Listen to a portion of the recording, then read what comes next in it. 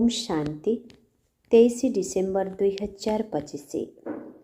परम शिक्षक श्री भगवान वाच्य मीठे बच्चे जो संकल्प ईश्वरीय सेवार्थे उत्पन्न होउछि ताकू शुद्ध संकल्प बा निसंकल्प ही कुहाजिब, व्यर्थ नुहे। आजर प्रश्न, विकर्मरू दूरे रहिबा पाई केउ कर्तव्य पालन करी मध्य अनासक्त होई रुह। विकर्मरू दूरे रहिबा पाई केउ कर्तव्य पालन करी मध्य अनासक्त होई रुह। उत्तर, जदिओ मित्र संबंधी मानकर सेवा करुछ तेबे अलौकिक ईश्वरीय दृष्टि रखी कर। सेमानंक प्रति मोहर आकर्षण रहिबा उचित नुहे। जदि कौनसी विकारी संबंधरे खराब संकल्प मध्य चलुछि तेबे ताहा विकर्म होई जाउछि। सेथिपाई अनासक्त होई कर्तव्य पालन कर। जेते दूर संभव देही अभिमानी होई रहिबार पुरुषार्थ कर। ओम शांति।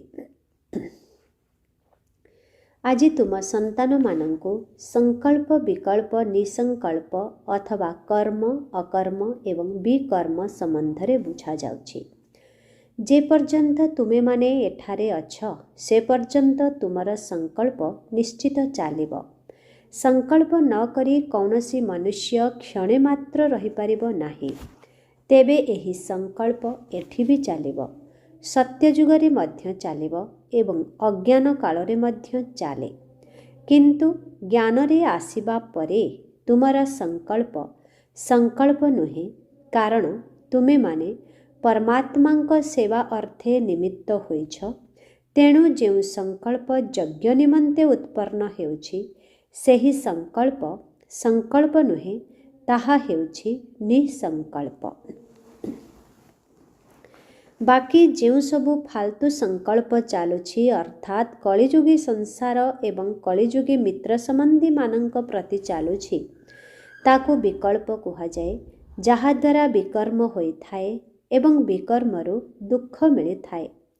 बाकी यज्ञ प्रति अथवा ईश्वरीय सेवा प्रति जो संकल्प चालुछि ताहा निसंकल्प होईगला। शुद्ध संकल्प सेवा प्रति भले उत्पन्न हेउ। देख, तुम मानंकर दायित्व नेबा पाई बाबा एठारे उपस्थित अछंती। सेमानंकर सेवा करिबा पाई माँ बापांकर संकल्प निश्चित चालुछि। किंतु यही संकल्प संकल्प नुहे, एथिरे विकर्म हुए नाही। किंतु जदि कहार विकारी संबंध प्रति संकल्प चालुछि तेबे तांकर विकर्म अवश्य होई थाए।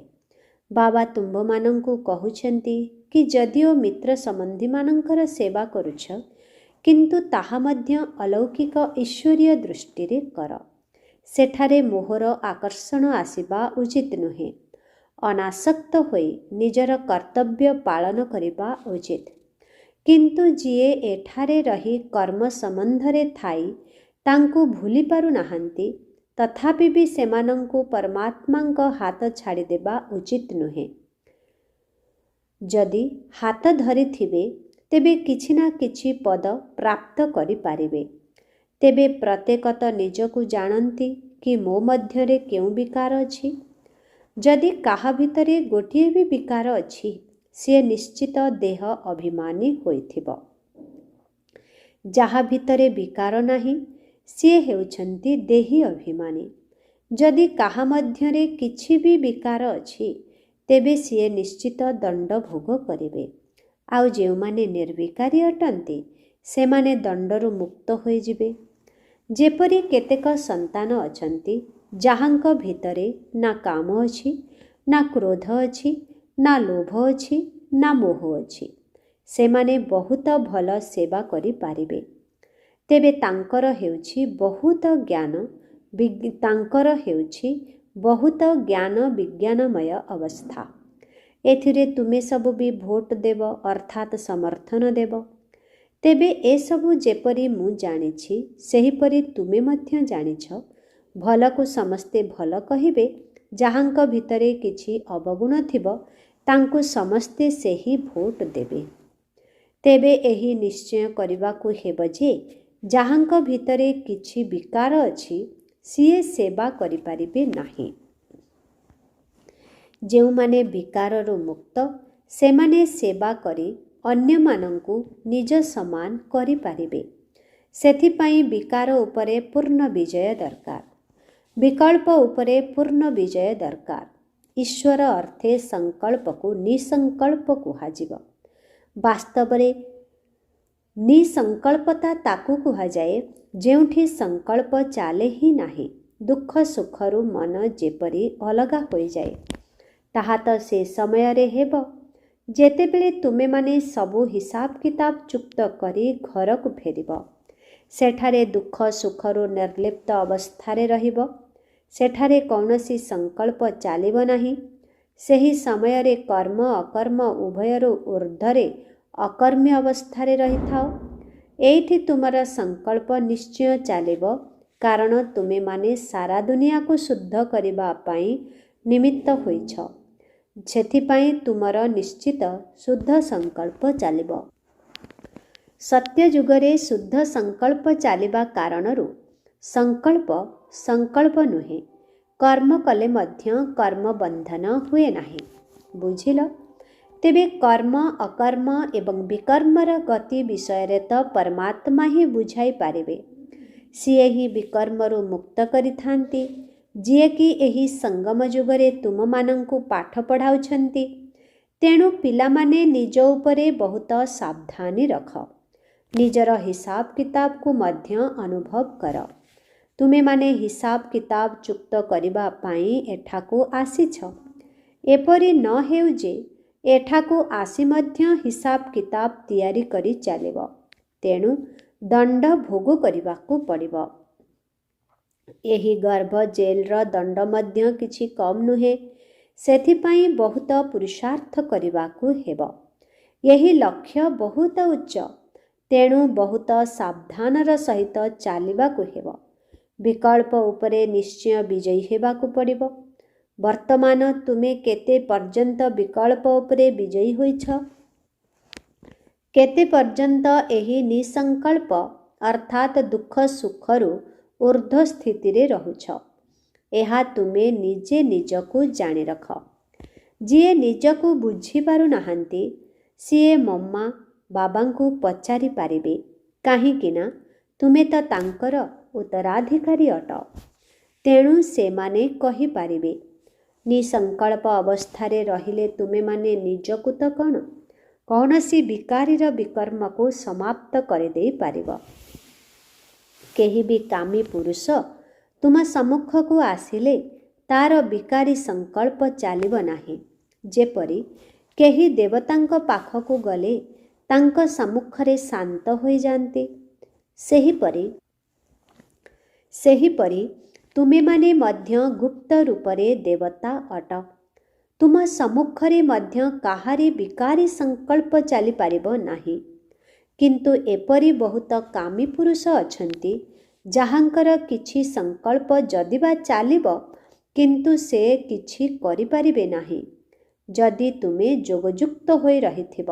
ଦେଖ, ତୁମେ ସନ୍ତାନମାନେ ପରମାତ୍ମାଙ୍କ ପାଖରେ ବିକାରର ଆହୁତି ଦେବା ପାଇଁ ଏଠାକୁ ଆସିଛ। କିନ୍ତୁ କେହି କେହି ଏପର୍ଯ୍ୟନ୍ତ ନିୟମ ଅନୁସାରେ ଆହୁତି ଦେଇନାହାନ୍ତି। ସେମାନଙ୍କର ବୁଦ୍ଧିର ଯୋଗ ପରମପିତାଙ୍କ ସହିତ ଯୋଡ଼ି ହୋଇନାହିଁ। ସାରା ଦିନ ବୁଦ୍ଧି ଯୋଗ ଏଣେ ତେଣେ ଘୂରି ବୁଲୁଥାଏ। ଅର୍ଥାତ୍ ସେମାନେ ଦେହୀ ଅଭିମାନୀ ହୋଇନାହାନ୍ତି। ଦେହ ଅଭିମାନୀ ହୋଇଥିବା କାରଣରୁ କାହା କାହାର ସ୍ୱଭାବରେ ପ୍ରଭାବିତ ହୋଇଯାଉଛନ୍ତି। ଯେଉଁ କାରଣରୁ ପରମାତ୍ମାଙ୍କ ସହିତ ପ୍ରୀତିର ସମ୍ବନ୍ଧକୁ ପାଳନ କରିପାରୁନାହାନ୍ତି, ଅର୍ଥାତ୍ ପରମାତ୍ମାଙ୍କ ସେବା କରିବାର ଅଧିକାରୀ ହୋଇପାରୁନାହାନ୍ତି। ତେଣୁ ଯେଉଁମାନେ ପରମାତ୍ମାଙ୍କ ଠାରୁ ସେବା ନେଇ ପୁଣି ସେବା କରୁଛନ୍ତି, ଅର୍ଥାତ୍ ପତିତମାନଙ୍କୁ ପାବନ କରୁଛନ୍ତି, ସେହିମାନେ ହିଁ ମୋର ସଚ୍ଚା ପକ୍କା ସନ୍ତାନ ଅଟନ୍ତି। ସେମାନଙ୍କୁ ବହୁତ ଉଚ୍ଚ ପଦ ମିଳିଥାଏ। ଏବେ ପରମାତ୍ମା ନିଜେ ଆସି ତୁମର ପିତା ହୋଇଛନ୍ତି। ସେହି ପିତାଙ୍କୁ ସାଧାରଣ ଭାବି କୌଣସି ପ୍ରକାରର ସଂକଳ୍ପ ଉତ୍ପନ୍ନ କରିବା ଅର୍ଥାତ୍ ବିନାଶକୁ ପ୍ରାପ୍ତ କରିବା। ବର୍ତ୍ତମାନ ସେହି ସମୟ ଆସିବ ଯେତେବେଳେ କି 108 ଜଣ ଜ୍ଞାନ ଗଙ୍ଗା ପୂର୍ଣ୍ଣ ଅବସ୍ଥାକୁ ପ୍ରାପ୍ତ କରିବେ। ବାକି ଆଉ ଯେଉଁମାନେ ପଢ଼ିନଥିବେ ସେମାନେ ତ ନିଜର କ୍ଷତି କରିବେ। ଏ କଥା ନିଶ୍ଚୟ ଜାଣିବାକୁ ହେବ ଯେ ଏହି ଈଶ୍ୱରୀୟ ଯଜ୍ଞରେ ଯିଏ ଲୁଚି ଛପି କାମ କରୁଛି ତାଙ୍କୁ ସର୍ବଜ୍ଞ ବାବା ଦେଖି ନିଅନ୍ତି। ତାହା ପୁଣି ଏହି ସାକାର ସ୍ୱରୂପ ବାବାଙ୍କୁ ସାବଧାନୀ ଦେବା ପାଇଁ ଜଣାପଡ଼ିଯାଏ। ତେଣୁ କୌଣସି ବି କଥା ଲୁଚାଇବା ଉଚିତ ନୁହେଁ। ଯଦିଓ ଭୁଲ ହୋଇଯାଉଛି କିନ୍ତୁ ତାହା ଜଣାଇଦେଲେ ଆଗାମୀ ସମୟ ପାଇଁ ରକ୍ଷା ପାଇପାରିବ। ତେଣୁ ସନ୍ତାନମାନେ ସାବଧାନ ରୁହ। ସନ୍ତାନମାନଙ୍କୁ ପ୍ରଥମେ ନିଜକୁ ବୁଝିବା ଦରକାର ଯେ ମୁଁ କିଏ, ହ୍ୱାଟ୍ ଆମ୍ ଆଇ। ଏହି ମୁଁ ଶବ୍ଦ ଶରୀର ପାଇଁ କୁହାଯାଏ ନାହିଁ, ମୁଁ ଆତ୍ମାକୁ କୁହାଯାଏ। ମୁଁ ଆତ୍ମା କେଉଁଠାରୁ ଆସିଛି, କାହାର ସନ୍ତାନ? ଆତ୍ମାକୁ ଯେତେବେଳେ ଏହି କଥା ଜଣାପଡ଼ିଯିବ ଯେ ମୁଁ ଆତ୍ମା ପରମ ପିତା ପରମାତ୍ମାଙ୍କର ସନ୍ତାନ, ତେବେ ନିଜର ପିତାଙ୍କୁ ମନେ ପକାଇଲେ ଖୁସି ଆସିଯିବ। ପିଲାକୁ ଖୁସି ସେତେବେଳେ ଲାଗିଥାଏ ଯେତେବେଳେ ସେ ପିତାର କର୍ତ୍ତବ୍ୟକୁ ଜାଣିଥାଏ। ଯେ ପର୍ଯ୍ୟନ୍ତ ଛୋଟ ପିଲା ଅଛି ବାପାର କର୍ତ୍ତବ୍ୟକୁ ଜାଣିନାହିଁ ସେ ପର୍ଯ୍ୟନ୍ତ ଏତେ ଖୁସି ମିଳିନଥାଏ। ଯେତେ ଯେତେ ବଡ଼ ହୋଇ ଚାଲିଥାଏ ବାପାର କର୍ତ୍ତବ୍ୟକୁ ଜାଣି ଚାଲିଥାଏ ସେତେବେଳେ ସେହି ନିଶା ସେହି ଖୁସି ବଢ଼ି ଚାଲିଥାଏ। ତେଣୁ ପ୍ରଥମେ ତାଙ୍କର କର୍ତ୍ତବ୍ୟକୁ ଜାଣିବାକୁ ହେବ ଯେ ମୋର ବାପା କିଏ, ସେ କେଉଁଠି ରହୁଛନ୍ତି। ଯଦି କୁହାଯିବ ଆତ୍ମା ତାଙ୍କଠାରେ ଲୀନ ହୋଇଯିବ ତାହେଲେ ଆତ୍ମା ବିନାଶୀ ହୋଇଗଲା, ତେବେ ଖୁସି କାହାକୁ ମିଳିବ? ତୁମ ପାଖକୁ ଯେଉଁ ନୂଆ ଜିଜ୍ଞାସୁ ଆସୁଛନ୍ତି ତାଙ୍କୁ ପଚାରିବା ଦରକାର ଯେ ଏଠାରେ କେଉଁ ପାଠ ପଢ଼ୁଛ, ଏଥିରୁ କ'ଣ ପଦବୀ ମିଳୁଛି? ସେହି ସବୁ କଲେଜର ବିଦ୍ୟାର୍ଥୀମାନେ କୁହନ୍ତି ଆମେ ଡାକ୍ତର ହେବୁ, ଇଞ୍ଜିନିୟର ହେବୁ। ତେବେ ତାଙ୍କ ଉପରେ ବିଶ୍ୱାସ କରି ନେଉଛ ନା? ବାସ୍ତବରେ ସେମାନେ ସେହି ପାଠ ନିଶ୍ଚିତ ପଢ଼ୁଛନ୍ତି। ଯଦିଓ ମଧ୍ୟ ଛାତ୍ରମାନେ କହୁଛନ୍ତି ଯେ ଏହା ହେଉଛି ଦୁଃଖର ଦୁନିଆ, ଯାହାକୁ ନର୍କ, ହେଲ୍ ଅଥବା ଡେଭିଲ୍ ୱାର୍ଲ୍ଡ କୁହାଯାଏ। ତାହାର ବିପରୀତ ହେଉଛି ହେଭେନ୍ ଅଥବା ଦୈବୀ ଦୁନିଆ, ଯାହାକୁ ସ୍ୱର୍ଗ କୁହାଯାଏ। ଏ କଥା ତ ସମସ୍ତେ ଜାଣୁଛନ୍ତି ଏବଂ ବୁଝି ମଧ୍ୟ ପାରୁଛନ୍ତି ଯେ ଏହା ସେ ସ୍ୱର୍ଗ ନୁହେଁ, ଏହା ହେଉଛି ନର୍କ ଅଥବା ଦୁଃଖର ଦୁନିଆ। ପାପ ଆତ୍ମାମାନଙ୍କର ଦୁନିଆ। ସେଥିପାଇଁ ତ ତାଙ୍କୁ ଡାକୁଛନ୍ତି ଯେ ଆମକୁ ପୁଣ୍ୟର ଦୁନିଆକୁ ନେଇ ଚାଲ। ତେଣୁ ଯେଉଁ ପିଲାମାନେ ଏଠାରେ ପାଠ ପଢ଼ୁଛନ୍ତି ସେମାନେ ଜାଣିଛନ୍ତି ଯେ ଆମକୁ ବାବା ପୁଣ୍ୟର ଦୁନିଆକୁ ନେଇଯାଉଛନ୍ତି। ତେଣୁ ଯେଉଁ ନୂଆ ଷ୍ଟୁଡେଣ୍ଟମାନେ ଆସୁଛନ୍ତି ସେମାନେ ତୁମମାନଙ୍କୁ ପଚାରିବା ଉଚିତ, ତୁମମାନଙ୍କଠାରୁ ଶିକ୍ଷା ଗ୍ରହଣ କରିବା ଉଚିତ। ସେମାନେ ନିଜର ଶିକ୍ଷକ ବା ପିତାଙ୍କର କର୍ତ୍ତବ୍ୟ ବିଷୟରେ କହିପାରିବେ। ବାବା କ'ଣ ନିଜର ମହିମା ନିଜେ କରିବେ? ଟିଚର କ'ଣ ନିଜର ମହିମା ନିଜେ ଶୁଣାଇବେ? ତାହା ତ ଛାତ୍ରମାନେ ଶୁଣାଇବେ। ସିଏ ଏପରି ଟିଚର ଅଟନ୍ତି। ତେଣୁ କୁହାଯାଏ ଷ୍ଟୁଡେଣ୍ଟ ଶୋଜ୍ ଫାଦର। ତୁମେମାନେ ଯେଉଁ ଏତେ ସବୁ କୋର୍ସ କରିଆସିଛ ତୁମର କାମ ହେଉଛି ନୂଆମାନଙ୍କୁ ବୁଝାଇବା। ବାକି ଯେଉଁ ଟିଚରମାନେ BA MA କ୍ଲାସରେ ପଢ଼ାଉଛନ୍ତି ସେମାନେ କ'ଣ ନୂଆ ଷ୍ଟୁଡେଣ୍ଟକୁ ABC ଶିଖାଇବେ? କେହି କେହି ଷ୍ଟୁଡେଣ୍ଟ ବହୁତ ମେଧାବୀ ଥାଆନ୍ତି, ସେମାନେ ଅନ୍ୟମାନଙ୍କୁ ମଧ୍ୟ ପଢ଼ାନ୍ତି। ସେଥିରେ ମାତା ଗୁରୁ ତ ପ୍ରସିଦ୍ଧ ଅଟନ୍ତି। ଇଏ ହେଉଛନ୍ତି ଦୈବୀ ଧର୍ମର ପ୍ରଥମ ମାତା, ଯାହାକୁ ଜଗଦମ୍ବା କହୁଛନ୍ତି। ମାତାଙ୍କର ବହୁତ ମହିମା ରହିଛି। ବଙ୍ଗଳାରେ କାଳୀ, ଦୁର୍ଗା, ସରସ୍ୱତୀ ଏବଂ ଲକ୍ଷ୍ମୀ ଏହି 4 ଜଣ ଦେବୀଙ୍କର ବହୁତ ପୂଜା କରନ୍ତି। ତେବେ ସେହି 4 ଜଣଙ୍କର କର୍ତ୍ତବ୍ୟ ତ ଜାଣିବା ଦରକାର। ଯେପରି ଲକ୍ଷ୍ମୀ ହେଉଛନ୍ତି ଧନର ଦେବୀ, ସିଏ ତ ଏଇଠାରେ ହିଁ ରାଜ୍ୟ କରିଯାଇଛନ୍ତି। ବାକି କାଳୀ, ଦୁର୍ଗା ଆଦି ସବୁ ଏଭଳି ନାମ ଦିଆ ହୋଇଛି। ଯଦି 4 ଜଣ ମାତା ଅଛନ୍ତି ତେବେ ତାଙ୍କର 4 ଜଣ ପତି ମଧ୍ୟ ଥିବା ଦରକାର। ତେବେ ଲକ୍ଷ୍ମୀଙ୍କର ପତି ତ ନାରାୟଣ, ଯିଏକି ପ୍ରସିଦ୍ଧ ଅଟନ୍ତି। ତେବେ କାଳୀଙ୍କର ପତି କିଏ? ଶଙ୍କର। କିନ୍ତୁ ଶଙ୍କରଙ୍କୁ ତ ପାର୍ବତୀଙ୍କର ପତି କୁହନ୍ତି। ପାର୍ବତୀ ତ କାଳୀ ନୁହନ୍ତି। ବହୁତ ଅଛନ୍ତି ଯିଏକି କାଳୀଙ୍କୁ ପୂଜା କରନ୍ତି, ମାତାଙ୍କୁ ମନେ ପକାନ୍ତି, କିନ୍ତୁ ପିତାଙ୍କୁ ଜାଣି ନାହାନ୍ତି। କାଳୀଙ୍କର ତ ପତି ଥିବା ଦରକାର ଅଥବା ପିତା ଥିବା ଦରକାର, କିନ୍ତୁ ଏ କଥା କାହାକୁ ଜଣା ନାହିଁ।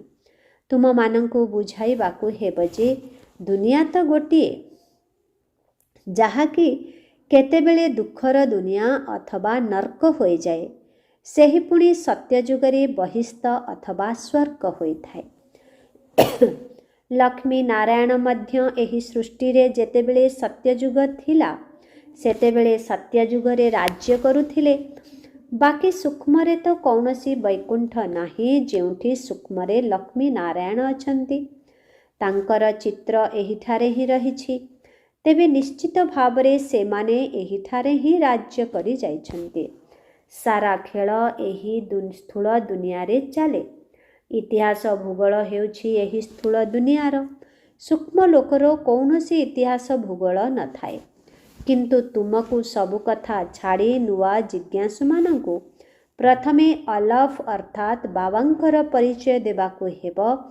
ତାପରେ ବେ ଅର୍ଥାତ୍ ବାଦଶାହୀ ବିଷୟରେ ବୁଝାଇବାକୁ ହେବ। ଅଲଫ ହେଉଛନ୍ତି ଗଡ୍, ସିଏ ସୁପ୍ରିମ୍ ସୋଲ୍ ଅଟନ୍ତି।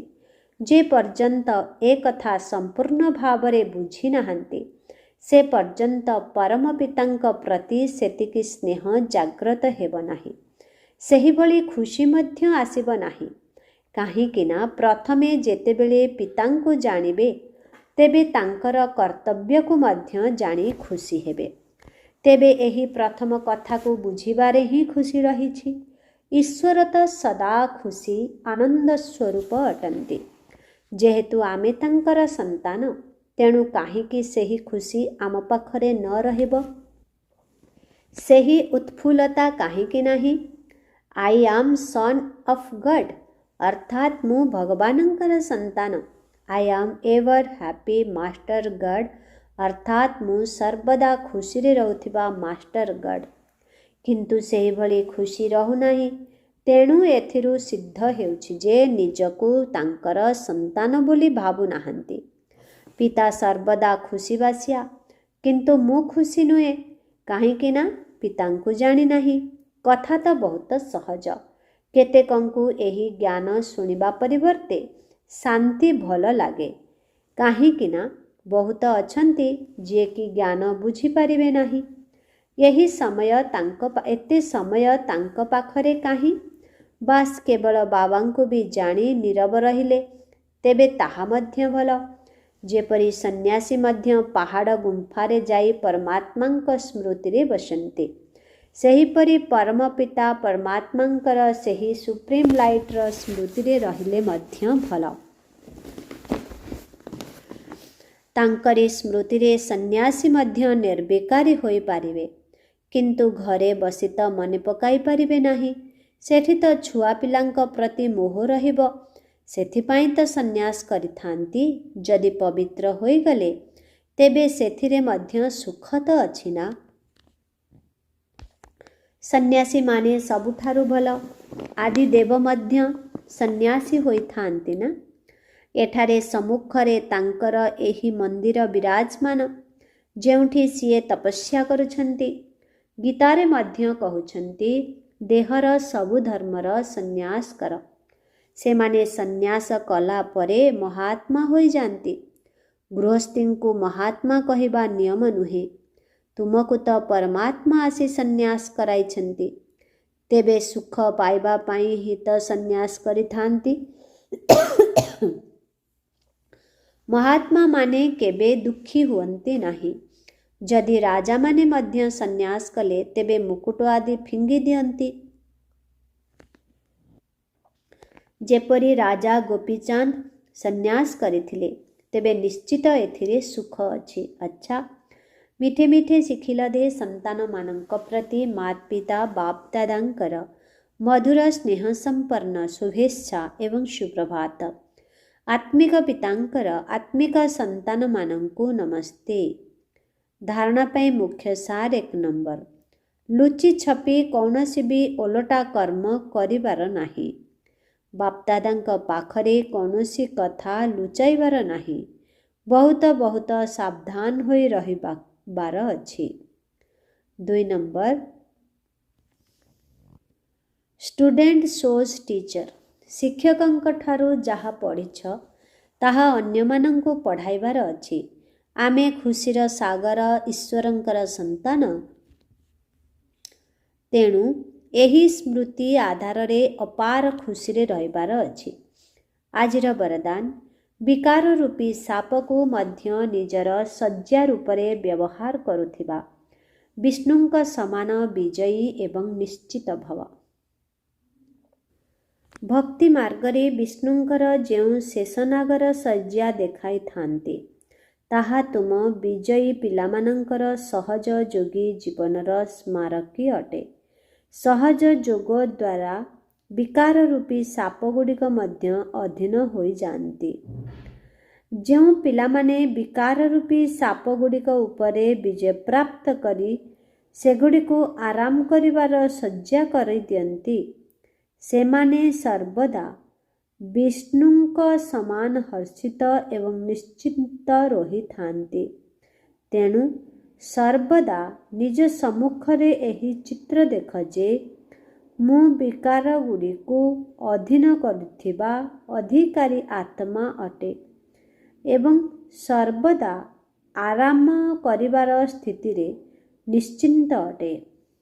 आजिर स्लोगन बालक तथा मालिक पणियार संतुलन द्वारा निजर योजना को साकार कर। बालक तथा मालिक पणियार संतुलन द्वारा निजर योजना को साकार कर। ओम शांति। आजिर अव्यक्त इशारा एबे संपन्न बा कर्मातीत हेबार तीव्र इच्छा प्रकट कर। जदि निजर प्रत्येक कर्मेंद्रियर शक्ति को निर्देश देव जदि निजर प्रत्येक कर्मेंद्रियर शक्ति को निर्देश देव तेबे निर्देश अनुसार ही सेमानंकु जेपरी चाहिब सेहीपरि भावरे चलाई पारिब।